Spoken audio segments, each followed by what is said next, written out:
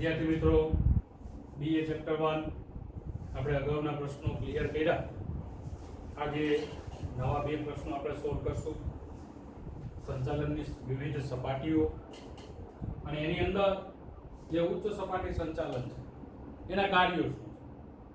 આપણે શરૂઆતના પીરિયડમાં સંચાલનનો અર્થ, સ્વરૂપ, તેનું મહત્વ, આ ઉપરાંત 3 બીજા પ્રશ્નો એટલે કે સંચાલન એક વિજ્ઞાન, કળા અને વ્યવસાય આ ક્લિયર કર્યું. એમાં વ્યવસાયમાં આપણે વાત થઈ હતી કે મહત્વનો 3 માર્કનો પ્રશ્ન છે.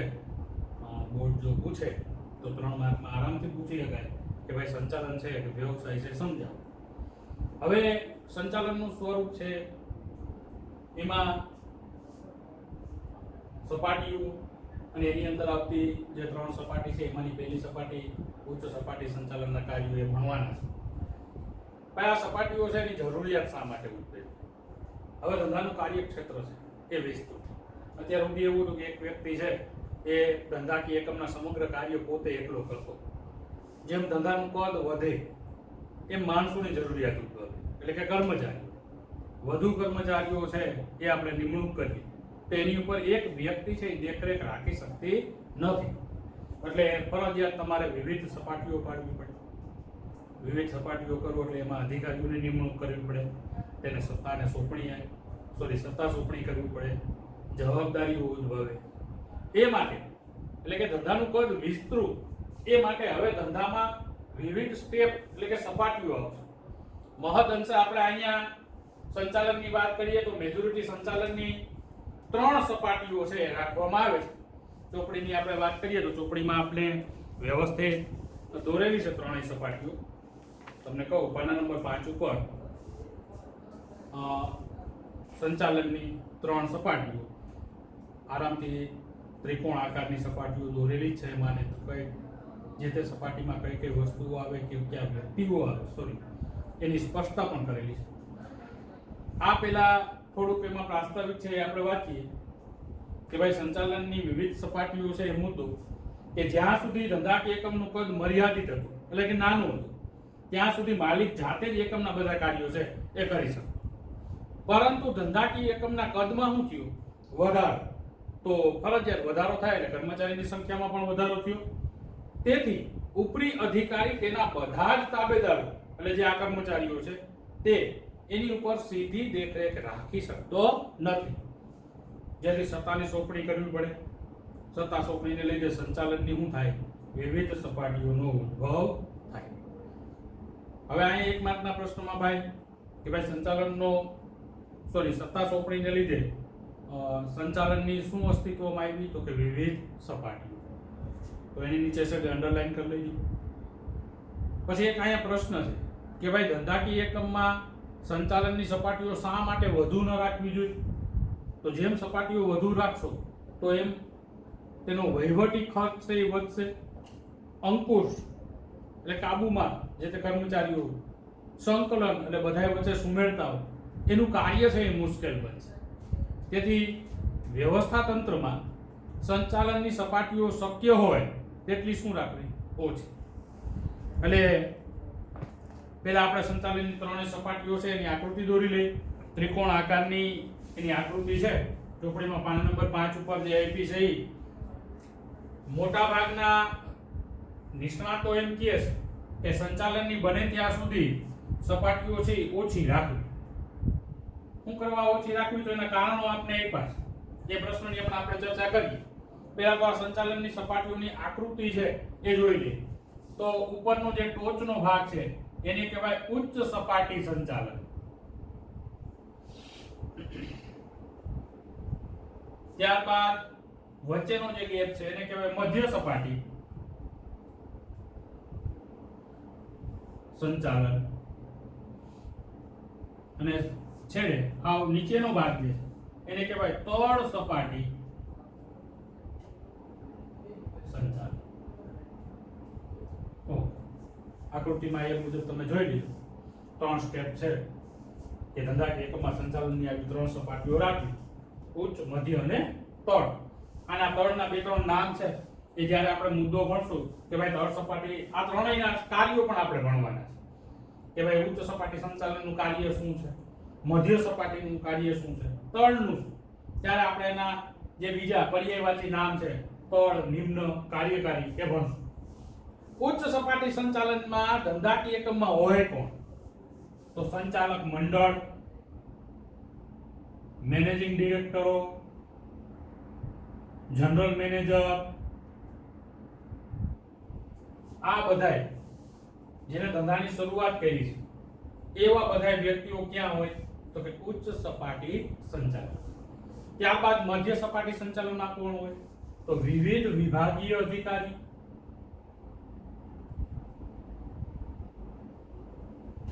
એટલે ખરીદ, વેચાણ, ઉત્પાદન એવા અધિકારી. અને તળ સપાટી એટલે જે હાવ નિમ્ન, તો એમાં મેજોરિટી મોટા ભાગે કામદારો હોય છે, એટલે નિરીક્ષકો,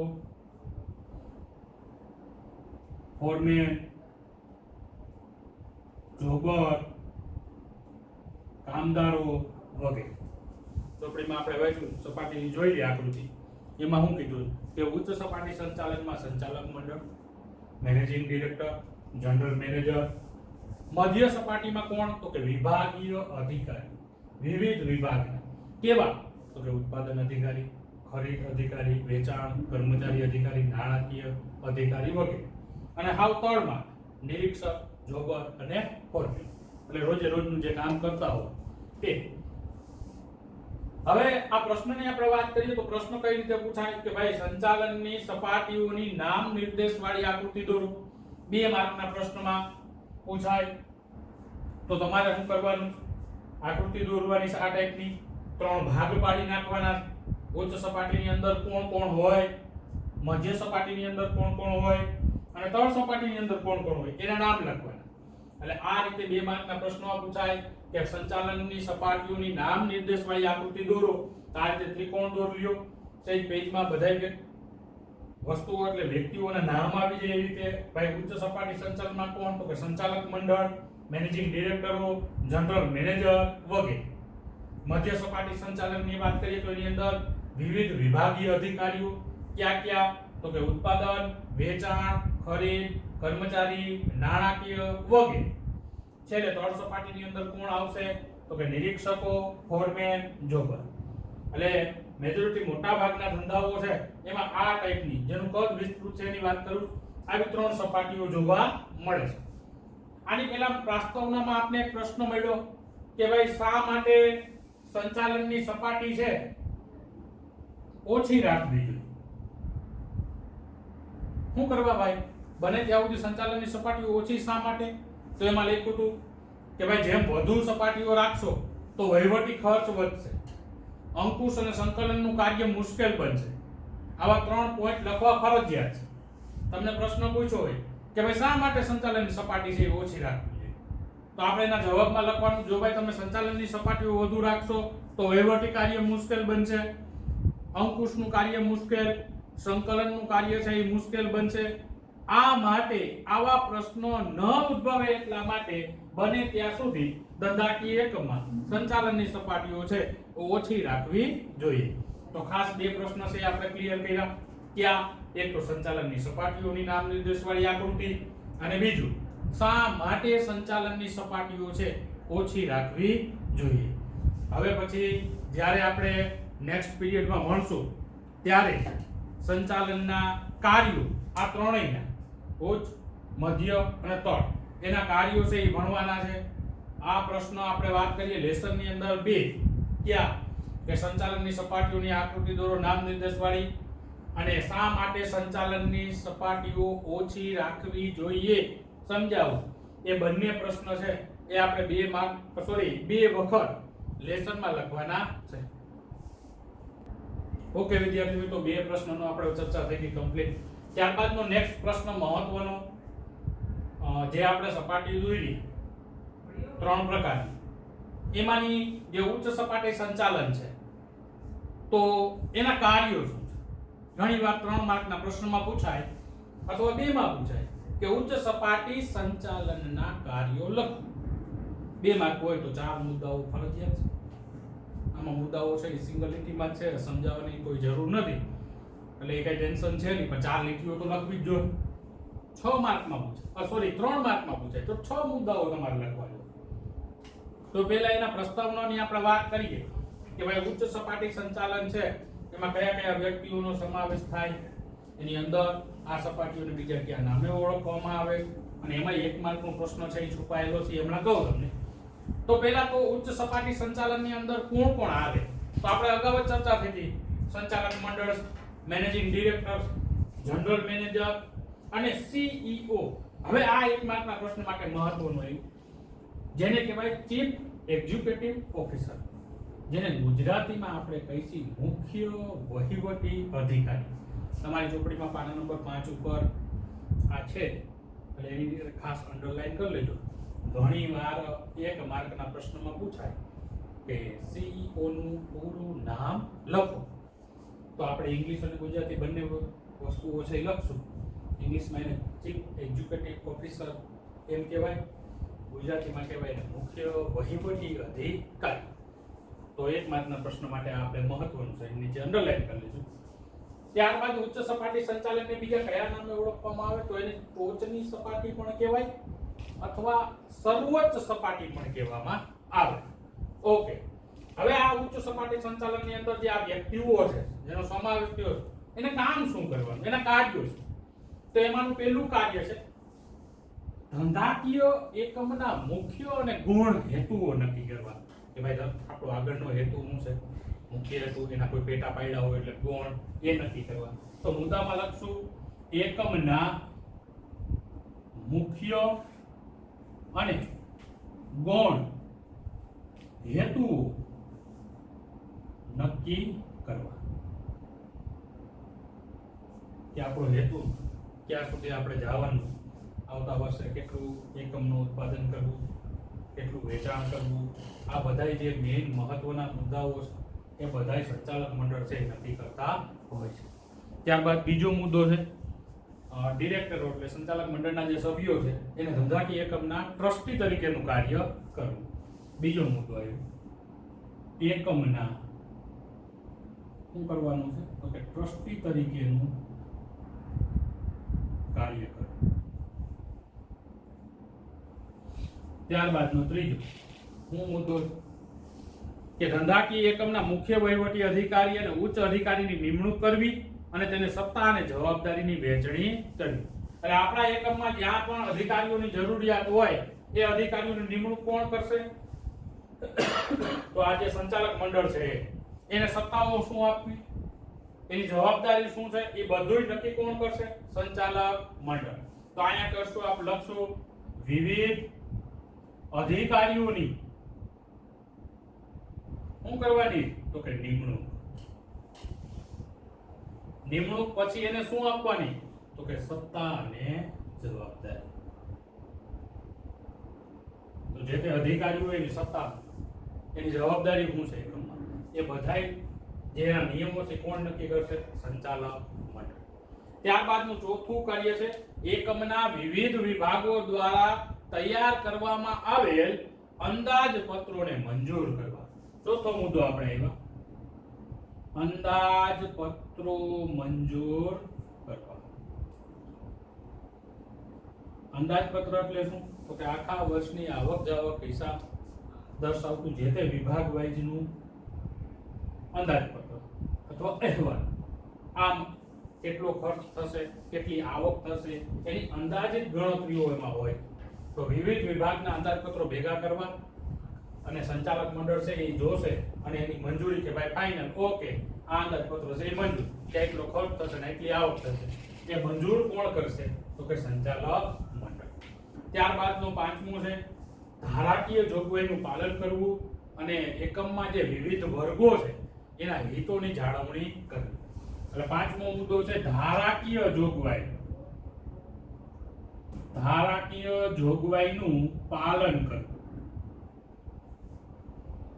એટલે સરકારે વખતો વખત જે નિયમો કે જે નક્કી કરેલા કાયદાઓ છે એ બધાય કાયદાઓનું પાલન કરવાનું છે અને તમારા એકમમાં જે કામ કરતા કર્મચારીઓ છે એના હિતો છે, એના જે કાર્યો છે, એને મળતું વેતન, વેતન બાદની જે પ્રક્રિયા છે એ બધાય નિયમોનું પાલન કરવું તમારે ફરજિયાત છે જ્યારે તમે ધંધાકીય એકમના માલિકો અથવા સંચાલક મંડળમાં હો. એટલે બધાયનું ધ્યાન તમારા ધંધામાં રાખવાનું. ત્યારબાદ છઠ્ઠું, લાંબા ગાળાનું આયોજન કરી અને વ્યૂહાત્મક નિર્ણયો લેવા. છઠ્ઠું, લાંબા ગાળાનું આયોજન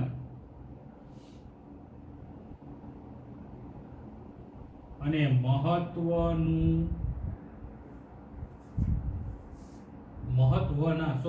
નિર્ણય.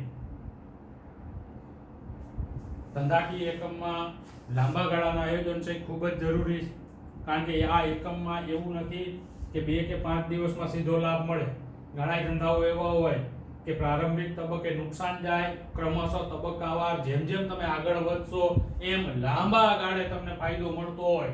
તો એ બધાય આયોજન કોને કરવાના? સંચાલક મંડળે. ઘણા એવા એકમો હોય કે પ્રારંભિક તબક્કે એને નુકસાન જાય. દાખલા તરીકે અત્યારે જ આપણે વાત કરીએ કે ભાઈ જીઓની માર્કેટ, જે ટેલિકોમ કોમ્યુનિકેશન ક્ષેત્રે જીઓ નેટ શબ્દ ભૂલાઈ ગયો, ફોન સેવાઓ છે એ ઉપલબ્ધ થઈ. તો પ્રારંભિક તબક્કે જીઓ છે એને તમે જ્યારે એના ત્રિમાસિક, 6 માસિક, 9 કે વાર્ષિક નફાના આંકડાઓ જો તો શરૂઆતના તબક્કે એને ખોટ દર્શાવે. જો પ્રારંભિક તબક્કે હું ખોટ, અત્યારે ક્રમશઃ 2 કે 3 વર્ષ સ્ટેપ બાય સ્ટેપ જો અત્યારે જીઓ છે હવે નફો કરવા માંડ્યું. કેમ ભાઈ? તો એને તબક્કાવાર જો પ્રારંભિક તબક્કે એવું નથી કીધું કે ભાઈ આપણા આજ કાર્ડ છે લોન્ચ કર્યા તો 2 કે 5 મહિનામાં આપણે નફો થવો જ જોઈએ, એવું નથી. જો ક્રમશઃ એને ધીમે ધીમે ગ્રાહકો વધાર્યા. તો નિયમ છે ગ્રાહક વધશે તો ઓટોમેટિક સેવાઓ એ વાપરશે તો એના બદલામાં શું મળશે તમને? આવક. તો શરૂઆતના તબક્કે ખોટ, લાંબા ગાળે શું થયું? અત્યારે હાલમાં જીઓ છે એ નફો કરતું એકમ થઈ ગયું. જ્યારે પ્રારંભિક એના 3 માસિક, 6 માસિકના અહેવાલો બહાર પડ્યા ત્યારે એને ખોટ દર્શાવી હતી. સેવા ક્ષેત્ર છે, કારણ કે આપણે રિચાર્જ કરાવીએ તો એમાં કોઈ માલ મળતો નથી, આપને એની સેવા વાપરવા મળે. તો આ રીતે લાંબા ગાળાનું આયોજન કરો અને મહત્વના નિર્ણયો લેવો. ત્યારબાદ સંચાલનને લગતી જટિલ સમસ્યાઓનો અભ્યાસ કરવો અને કાનૂની જોગવાઈને ધ્યાનમાં લઈ તેને ઉકેલ લેવો. સમસ્યા ઉકેલો. તો ધંધાની અંદર કોઈ પણ જટિલ સમસ્યાઓ હોય જે સામાન્ય કર્મચારીથી સોલ્વ ના થતી હોય તો એ સમસ્યાઓ તમારે ધ્યાનમાં લઈ અને કાનૂની ધોરણો પ્રમાણે તેનો ઉકેલ મેળવવાનો છે. ત્યારબાદ 8મા પોઈન્ટની આપણે વાત કરીએ તો ધંધાકીય એકમની જુદી જુદી યોજનાઓનું ઘડતર, અમલીકરણ અને દેખરેખનું કાર્ય. એટલે યોજનાઓનું ઘડતર, પછી ક્રમશઃ અમલીકરણ અને દેખરેખ. તો યોજના જે નવી બહાર પાડવી હોય અથવા એનું સફળ અમલીકરણ કરાવવું હોય, એની ઉપર દેખરેખ રાખવી હોય, એ કાર્ય કોણ કરશે? ઉચ્ચ સપાટી સંચાલક. ત્યારબાદ 9મું મહત્વની આપણે વાત કરીએ તો એમાં લખ્યું છે નફાની વહેંચણી કરવી, ડિવિડન્ડ, અનામત, નફાનું પુનઃરોકાણ. આ બધાય કાર્યો છે એ ઉચ્ચ સપાટી સંચાલન કરે. નફાનું સ્ટેપ બાય સ્ટેપ જો લખી નાખજો કે ભાઈ નફાનું વહેંચણી કરવી, ડિવિડન્ડ, અનામત, પછી નફાનું પુનઃરોકાણ. આ શબ્દથી પરિચિત થઈ ગયા છો. જે નફો થાય એ બધોય છે એ જે તે શેર હોલ્ડરો એને ન આપતા એમાંથી અમુક ભાગ છે એ ધંધામાં રોકવો, એટલે કે ધંધાનું કદ વિસ્તારવું. તો આ બધાય કાર્યો કોણ કરે છે? ઉચ્ચ સપાટી સંચાલન. ત્યારબાદ 10મું લાસ્ટ છે વિવિધ પ્રવૃત્તિઓને લગતા અહેવાલનો અભ્યાસ કરી. એટલે તમારા ધંધાકીય એકમમાં જે અહેવાલો આવતા હોય એનું ધ્યાનપૂર્વક અભ્યાસ કરી અને એના કોઈ ઉકેલ હોય તો એ ઉકેલ છે એ તમારી જે અંડરમાં નીચે મધ્ય સપાટી છે એને એપ્લાય કરી દેવા. તો ફરી વાતથી મિત્રો આપણે શું ભણ્યા આજે? તો કે ભાઈ ઉચ્ચ સપાટી સંચાલનના કાર્ય. તો પ્રસ્તાવનાની અંદર જે તે મેં લખ્યું છે બોર્ડમાં કોણ કોણ આવે છે એમાં 1 માર્કનો પ્રશ્ન CEO, ચીફ એજ્યુકેટિવ ઓફિસર, એટલે કે એને કહેવાય મુખ્ય વહીવટી અધિકારી. એના બીજા 2 નામ ક્યાં? ટોચની સપાટી, સર્વોચ્ચ સપાટી. એના કાર્યો એટલે કે ભાઈ ઉચ્ચ સપાટી સંચાલનની અંદર જે આ વ્યક્તિઓ છે એને કામ શું કરવાનું? તો હાવ ઈઝી. તો એકમના મુખ્ય ગુણ હેતુઓ નક્કી કરવા, ટ્રસ્ટી તરીકે કાર્ય કરવું, તમારા ધંધામાં જે અધિકારીઓની જરૂર પડશે એની નિમણૂક કરવી.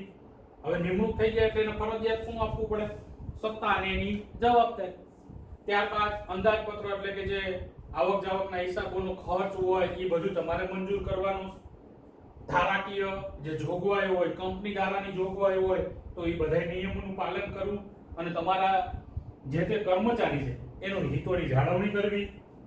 લાંબા ગાળાના આયોજન કરી મહત્વના નિર્ણયો લેવા એટલે કે વ્યૂહાત્મક નિર્ણયો લેવા કે જેથી કરીને પ્રારંભિક તબક્કે ખોટ થતી હોય તો ભવિષ્યમાં આપને શું થાય? નફો. સાતમું, તમારા ધંધાકીય એકમમાં જો જટિલ સમસ્યાઓ હોય જે સામાન્ય કર્મચારી સોલ્વ નથી કરી શકતા અથવા અધિકારીઓ સોલ્વ નથી કરતા તો એનો ઉકેલ તમારે લઈ આવવો. તમારાથી ન થાય તો નિષ્ણાતો છે જ, વ્યવસાય છે અત્યારે તો ભાઈ સંચાલનના નિષ્ણાતો હોય એની પાસે જઈને ઉકેલ મેળવવો, પણ એ પ્રશ્ન તમારો છે. સંચાલક મંડળ નિષ્ણાત પાસેથી ઉકેલ મેળવી લે. ત્યારબાદ વિવિધ યોજનાઓ તમારે બનાવવી હોય નવી એકમમાં, એનું ઘડતર, અમલીકરણ અને દેખરેખનું કાર્ય. અને નવમું, નફોની વહેંચણી, ડિવિડન્ડ, અનામત, નફાનું પુનઃરોકાણ. આ બધાય કાર્યો કોણ કરે? તો કે સંચાલક મંડળ અથવા ઉચ્ચ સપાટી સંચાલક. અને 10મું, તમારા ધંધાકીય એકમની જે પ્રવૃત્તિ થઈ હોય એ બધી પ્રવૃત્તિના અહેવાલનું દેખરેખ રાખવી, અહેવાલ જોવો, એમાં કંઈ પણ ખામીઓ હોય તો જે અહેવાલ તૈયાર કરનાર છે એને જણાવવો વગેરે. તો મિત્રો ટોટલ 10 કાર્યો છે આપણી પાસે. 10 લખવાના નથી. 3 માર્ક હોય તો 6, 2 માર્ક હોય તો 4, અડધા ગુણનો એક કાર્ય. તો ઈઝીમાં 5 કે 6 એવા છે કે આરામથી યાદ રહે. એમાં બહુ કઈ ડીપમાં જવાની જરૂર નથી.